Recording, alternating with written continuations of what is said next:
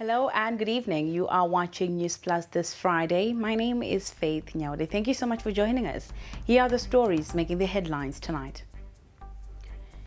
President Mnangagwa has called on the nation to guard against complacency despite the economic gains realized under the Second Republic. He was speaking at the burial of the late national hero, retired Brigadier General Willie Hungwe, at the National Shrine in Harare today. The Tobacco Industry and Marketing Board says it is addressing farmers' concerns over declining tobacco prices. We review measures TIMB is taking to stabilize prices and give farmers value for their hard work. End of the road for the men who allegedly shot and killed two police detectives in Zaka. Daniel Munyanyi has been sentenced to an effective 62 years in prison. Stay tuned for the story right here on Newsplus. And in sport, the 2026 Casalaga Premiership roared to life this afternoon, with newcomers Hunters holding wars to a goalless draw. We give you Saturday and Sunday fixtures when you take a look at sport. Our first story this evening, President Emmerson Mnangagwa has cautioned the nation against complacency despite economic milestones recorded under the Second Republic. The president urged Zimbabweans to honor the sacrifices of both living and fallen heroes by continuing to develop, modernize, and industrialize the country. He was speaking at the burial of national hero, retired Brigadier General Jonathan Willie Hungwe at the National Heroes Acre in Harare today. Our correspondent, Tafaras Wachiwe, attended the burial.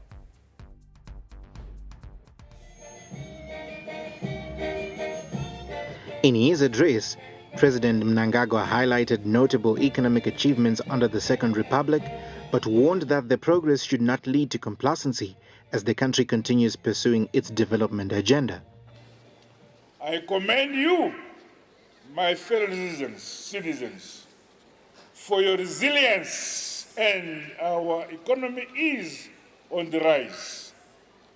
Let us resist the temptation of "we have arrived" mentality.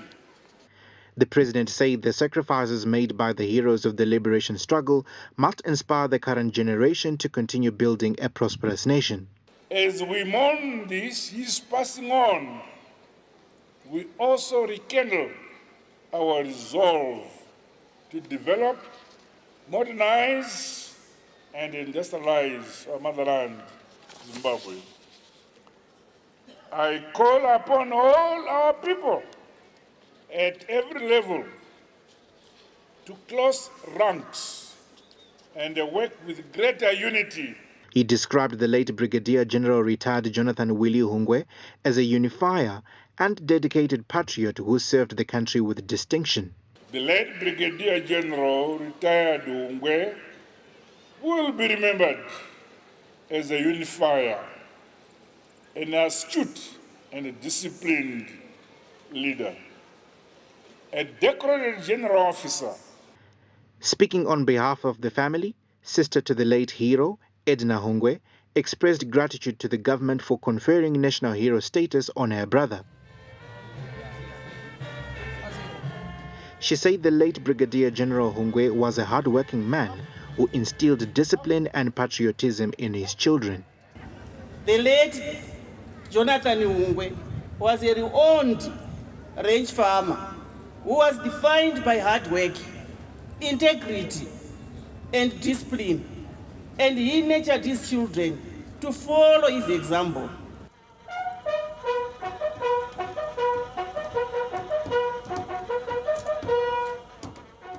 The late retired Brigadier General Jonathan Hungwe has been laid to rest at the National Heroes Acre. Chief Mourner President Emmerson Mnangagwa has described him as a unifier and a patriot par excellence whose legacy must be followed by present generations and generations to come. Tafaras Wachiwe for ZTN News at the National Heroes Acre in Harare. Now we give you a brief profile of the late national hero, retired General Brigadier General Jonathan Willie Hungwe. The late retired Brigadier General Hungwe, whose Chimurenga name was Vito Masango Ferreira, was born on 13 April 1958 in Mwenezi District, Masvingo Province. He was born in a family of 11, 7 boys and 4 girls. Young Hungwe received his primary and secondary education in Chivi district and completed his ordinary level examinations at Krembon Boys High School in Harare. The late Brigadier General Hungwe joined the liberation struggle in early 1978 and trained at Chikwekwete in Mozambique. Upon completion, he was assigned to assist in transporting war materials to the front lines. He advanced his military training in Korea and later moved to Inaminga training base, where a special unit called Group 300 was formed. The late Brigadier General specialized in anti-tank and M90 weapons. He served as the Group Company Political Commissar for Group 300 until their return to Zimbabwe in July 1981. The late general officer enjoyed a distinguished military career within the Zimbabwe Defense Forces, earning several badges. He served in different capacities within the Zimbabwe Defense Forces.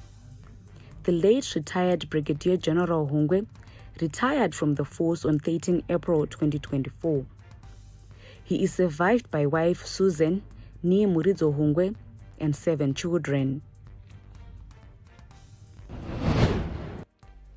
Another news, Vice President Constantino Chiwenga today concluded his tour of the Midlands province with site visits to Dinson Iron and Steel Company in Manize as part of his ongoing national tour to assess vital economic projects.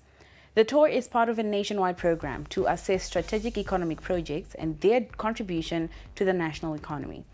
The tour saw him make 2 stops at ZHE Lithium Mine in Zhishawane and Sandawana Mine in Birengwa. And on Thursday, he made 4 stops at Sable Chemicals, Zimcam, Intracam, and Global Union Alloy, all in Kwekwe.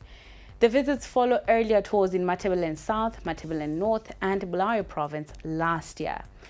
Now, this tour comes as government is pushing value addition and beneficiation with the ban on mineral ore exportation. Meanwhile, Vice President Kembo Mahadi arrived in Zambia this afternoon ahead of the joint commemoration of the Kavalamanja battle as part of Zimbabwe and Zambia's shared liberation war history. The commemorations are held annually in March to honor the memories of Zambians and Zimbabweans that were killed in 1978 during the War of Liberation. The Vice President's visit follows his regional tour to similar liberation shrines in Tanzania, Zambia, Mozambique, and Angola. In an interview, Vice President Mohadi paid tribute to the role played by Zambia during Zimbabwe's liberation struggle. Out there we had an attack on us as the Zebra and the Zambian. We lost quite a lot of people there. You lost people and we lost people. So we commemorate this. I think that's the first week of March every year. We've been commemorating this from time immemorial, and that's what brought me here. We've been one through history, and we're still one. Now our relations are so good, and I'm happy that they've been elevated from the joint permanent commissions to biennials. So it means that we are growing. Our relationship is growing from time to time. And every time, and so we are happy. Now, Daniel Munyanyi, the man who was arrested for allegedly killing 2 detectives in a shootout in Zaka, has been sentenced to 72 years in prison for 6 counts of armed robbery. Munyanyi of Ndume village in Danga was sentenced by regional magistrate Innocent Bepura with 10 years of the sentence conditionally suspended, leaving him to serve an effective 62 years behind bars.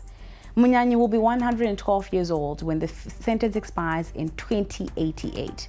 He has also been remanded in custody to the 20th of March to face 2 counts of murder after he allegedly shot and killed 2 CID homicide detectives from Harare in Zaka last Sunday as they attempted to arrest him. Now, when Newsplus comes back, we take you to Gweru, where a fistula camp is taking place. Every day, millions of moments travel through the air. A call home, a payment made, a lesson learned, a life saved. But behind each moment is something steady, something quiet, unseen, unshaken, powering connection, supporting lives. This is Econet Infraco, Zimbabwe's largest private infrastructure group, comprising towers, power, and real estate. We build and operate the essential systems that hold the country together with scale, certainty, and purpose. We bring together three powerful engines of progress under one roof. Towers that carry the signal, clean energy that keeps it alive, and foundations that hold it all in one place. Because behind every connection, every transaction, every step forward, there's a quiet force. Econet Infraco, built for resilience, designed for growth.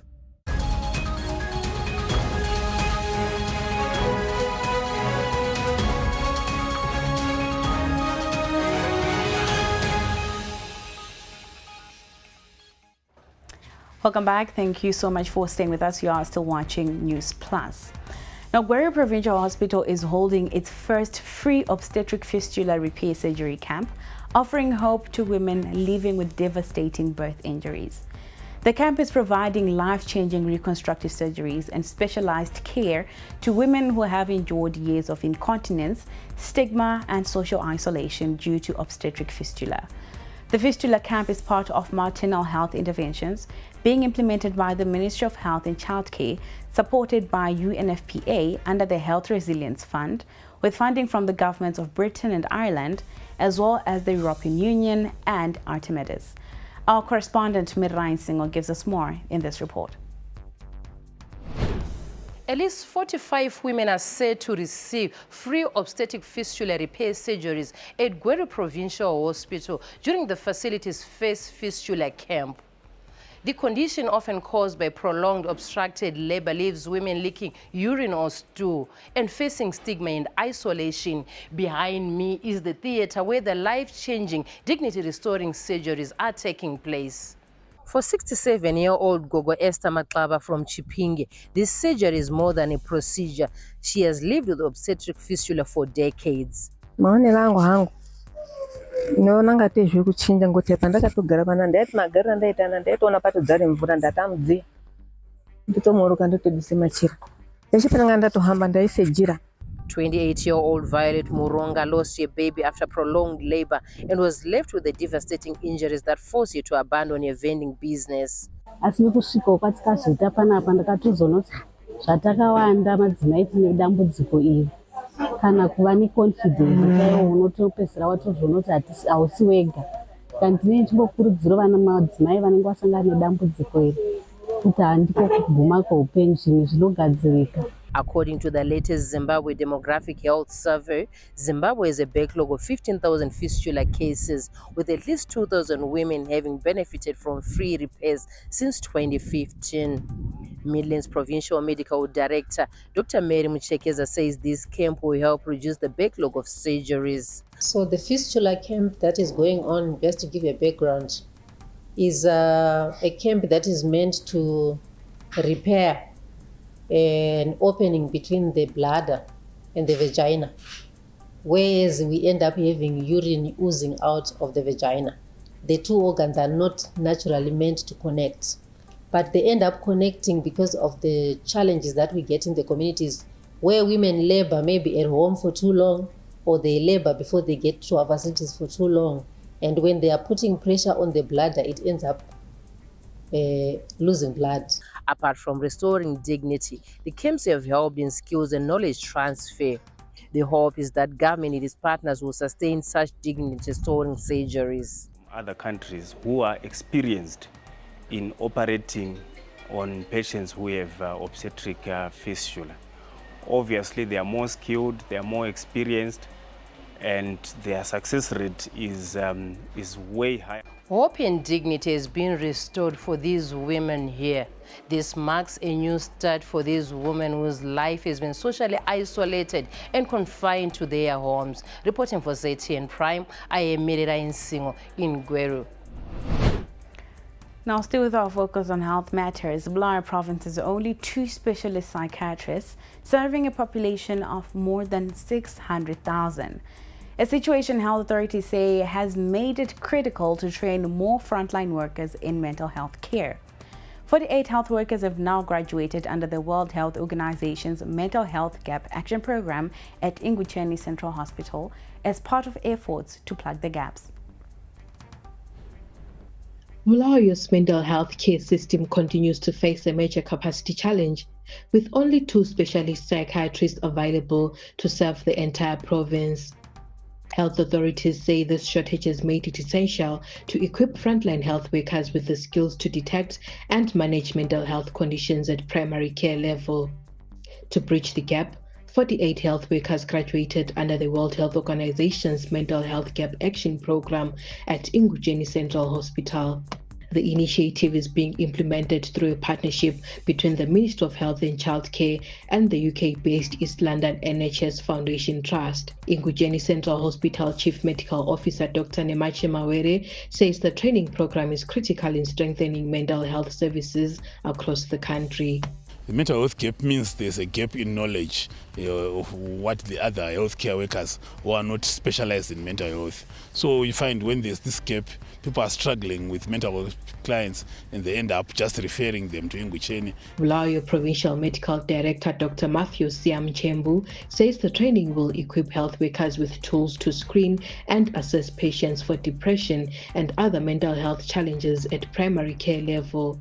The plan, as laid out, involves developing a cohort of trainers,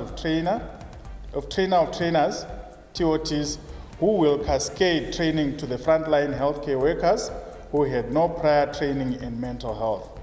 International partners say decentralizing mental health services is key to improving access to treatment. Veteran United Kingdom-based mental health nurse and founder of the Zimbabwe Life Project, Lucia Vambe, said partnering with Ingutsheni Hospital and the Health Ministry was a good homecoming for her, as she was able to use her skills and expertise to help capacitate mental health sector in the country. For me, mental health challenge is international. It's not just Zimbabwe. I can see it from both sides, UK and Zimbabwe. Health experts say strengthening community-based care will help reduce pressure on major institutions like Ingutsheni Central Hospital, while improving early diagnosis and support for patients. On other news, government has reaffirmed its commitment to increase the participation of women and girls in the information communication technology sector. Speaking during the 4th Women in ICT Zimbabwe conference organized by the Computer Society of Zimbabwe, ICT Minister Jacinta Mavetera said there is need to close the digital and gender gap and empower more women to take up careers in technology. Minister Mavetera further said women remained underrepresented in technology fields, particularly in emerging areas such as artificial intelligence and cybersecurity. We are here to prove that the gap never should have existed in the first place. Talent has no gender, and in the digital economy, potential is our only currency. As Minister, I have seen the blueprint of our nation's future. It is coded in lines of script, visualized in data, and powered by connectivity. And all I can tell you is that definitely, the future is incomplete, and it is weaker without the full participation of women in Zimbabwe. And I'm glad to tell you that Zimbabwe on Tuesday joined the world in commemorating the United Nations World Wildlife Day, highlighting the importance of preserving the country's medicinal plants. Conservationists, policymakers, traditional leaders, researchers, community representatives, and development partners gathered to reflect on this year's theme, medicinal and aromatic plants, conserving health, heritage, and livelihoods. Let's get more in this report.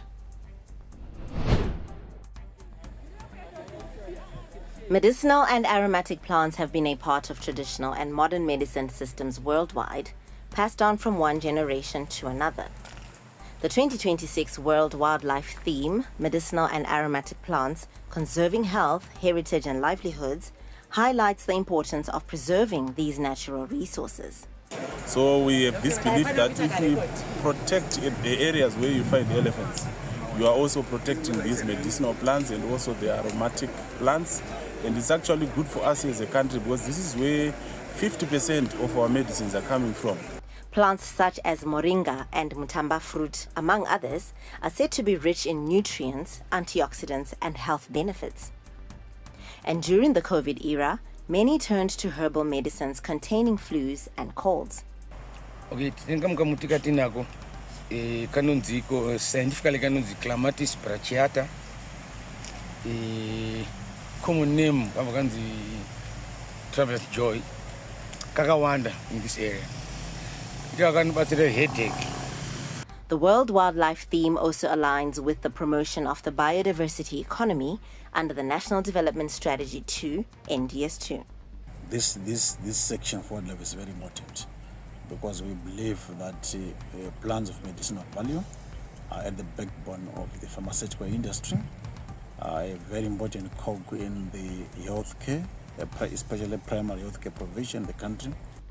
That being said, there are also growing calls for scientific research to ensure the plants have the necessary compounds that are required in the medical fraternity and correct dosage. We also carry out toxicology tests to see if there is any poisonous chemicals in those plants and at what dosage, at what concentration. So there's need for cooperation between the research institutions, the laboratories, and also the providers of the traditional knowledge. To safeguard the benefits of these natural resources, the focus has centered on preserving these plants and using them sustainably. Wadzanai Sansole, ZTN Prime. And now we take a look at what's happening in the world of business. I was raised in a family of 4 siblings. We're very musical. We had so much time to practice in the streets. The neighbors always complained. And I remember standing outside my grandmother's house. I would have a talk show with Bricks as my guests. So I think my career choice was a very natural one. My journey with MultiChoice started at Idols. It was so professional. I was so intimidated, but it turned out to be a very fruitful one. From Idols, Our Perfect Wedding Zimbabwe, Chew On, they've held my hand. I'm a proud member of that MultiChoice family. To ignite Africa's creative industries, to me, is what MultiChoice is doing. And they're bringing great, brilliant minds together to tell our African stories and for us to determine the path that we're going to take for the future. It's priceless.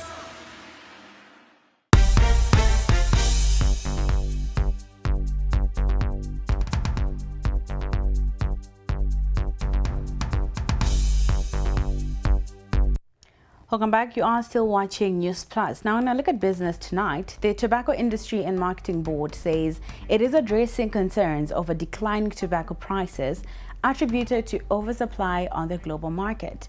This comes after several farmers raised concerns over prevailing low prices at the floors, with some selling their crop for as little as 20 cents per kilogram. The board says it is monitoring the market and taking steps to stabilize prices and protect farmers' interests. Let's get the full report. During a tour of the auction floors, tobacco farmers expressed frustration over low prices this marketing season, saying the returns do not reflect the effort and resources invested in production. This year handifungoti murimi anodzoka futi mumunda nekuti makosta atinobuda acho nekumunda nezvatakuwana outcome kunoku kuflow zvatosiyana is totally different. Totipa mabank charge, maprice acho.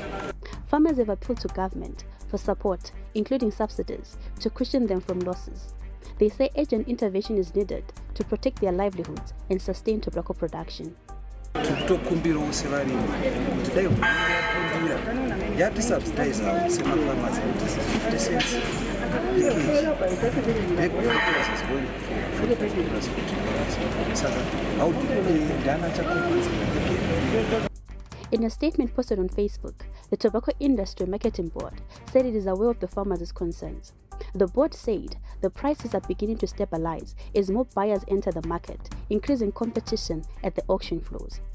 The regulator said it will continue monitoring market developments and will not tolerate any conduct that undermines competition.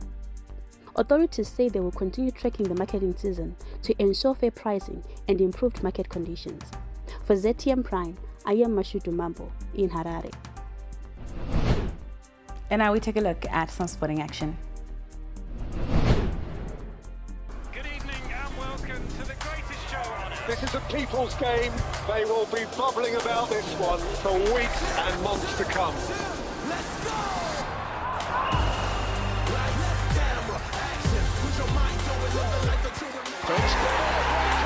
Wherever you are, whatever your reason, it's on SuperSport all season long.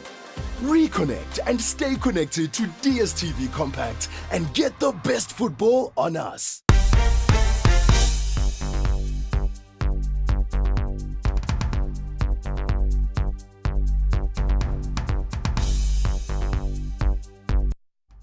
You are still watching Newsplus. Now, when I look at sport, New Boys FC Hunters impressed on their top flight debut, playing out a goalless draw with last season's runner-up Moors at Rufaro Stadium this afternoon. The Hunters created the better chances against their more experienced opponents, with the Panthers goalkeeper Francis Tizai standing between them and what would have been a debut win. Action continues in the PSL tomorrow with the Platinum Derby as Ngezi Platinum Stars host FC Platinum at Baobab. The match will be live on ZTN Online with studio build-up starting at 2:30 p.m. Saturday's other fixtures will see Herentals take on Chigenin at Rufaro, Triangle welcome ZPC Kariba to Gibbo, and Dynamos are away to Tel1 at Ascot. On Sunday, Highlanders vs Bulawayo Chiefs is the live game here on ZTN Online. Now, champion Scotland are away to Hard Rock. Manika Diamonds face off with Zimbabwe at Gibbo, and Caps take on Agama at Rufaro Stadium. Now, still in our look at what's happening in the world of sport, Highlanders coach Benjamin Marwari is set to make his first league game in charge of Highlanders against local rivals Bulawayo Chiefs on Sunday. Marwari started his reign with a victory over Dynamos in the Jairus Jiri charity match, but understands the difference between friendly matches and league action. Highlanders are commemorating their 100-year anniversary this season with hopes of silverware, and Marwari is expecting his side to meet expectations, starting with a positive result this weekend. So well, working hard. If you have a team that is willing to work hard, it's always pleasing for the coach. And playing against Bulawayo Chiefs is a local derby. That game talks for itself. The boys, they're well aware about this fixture. So I was communicating with them that they have to be free. They know what's there on stake. And my emphasis to them is that this game is very important for me, for them, for the fans, whoever is connected to Highlanders family. They know very well what we want in this game. I think. Meanwhile, FC Platinum coach Joel Lupasha is hoping for a winning start to his tenure when his side takes on Ngezi Platinum Stars at Baobab Stadium on Saturday. The match pits former league champions who also have new coaches at the helm. FC Platinum went through a massive squad shake-up in the off-season, while Ngezi Platinum Stars have also been rocked by off-field issues. Lupasha has confidence in his squad but remains wary of the threat posed by Ngezi Platinum Stars on their home ground. It's going to be a difficult afternoon for us playing away. You know, we are saying to ourselves that we do not want to lose games here at Mandaba because this is our home game, this is our fortress. And I'm equally sure that this is the same thing that's being said today at Ngezi, that we don't want to lose games on Ngezi. So that concludes tonight's bulletin. Good evening and have a splendid weekend.